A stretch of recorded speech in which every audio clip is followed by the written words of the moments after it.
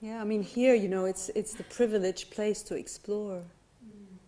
On the yoga mat is the most, the most comfortable. It's a five-star investigation locality. It's when we go back out into our lives, that, in a way, the real yoga is taking place. And of course, it's going to challenge us. I mean, that's what life. In a way, I guess. Francis, my teacher, used to say it's either investigation or celebration of the truth. So, out there at work or wherever, in the beginning and for a while, it's more investigation than celebration. But where it's no fun at all is when it's neither investigation nor celebration, but just pure suffering. That's when somehow, when you're in suffering, and when you're in your misery, and when you're in, then it's the signal that it's time to turn back towards this understanding somehow.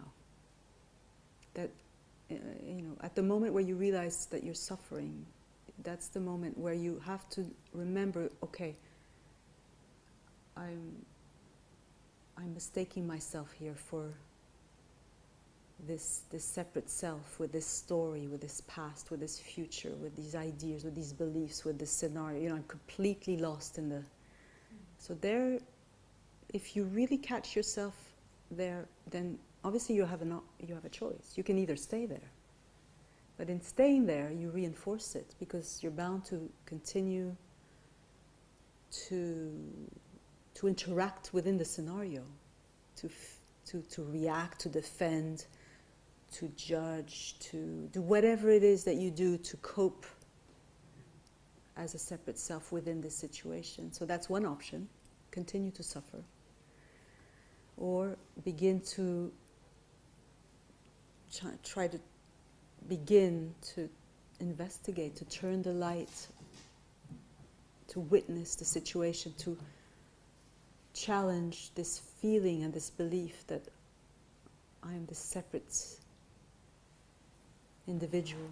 So and that second option is the right option, but it requires that one has really had a glimpse or many glimpses and has more and more interest in this, because otherwise, So if there is an interest, take it seriously, really. And we have to understand that life isn't meant to be hunky-dory, easy. It's our main teacher. So not to feel it's a failure, or it's a disappointment. You're nodding again. Okay, yes. You're allowed not to agree. No, I think that's helpful in investigation or celebration. It's a good way of approaching it. But that also means making space, because I can see your feelings now. The whatever we want to call it, the sadness or the so the investigation is a process of allowing these feelings to surface completely, because usually when we play the game, when we stay in the scenario, we're not really allowing these feelings to come to the surface, because they're us. Somehow we keep identifying with them, so they're half seen, half unseen. So the investigation requires us to, in a way, step back, take our stand in this open presence, and then make space for these layers, make space for the sadness or the fear or the judge.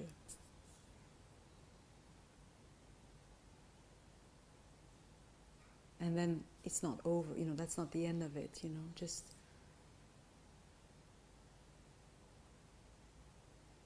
in doing that we realize something. we realize that, oh, I wasn't that person, that limited, suffering. I am the space, I am the open presence in which these layers bubble.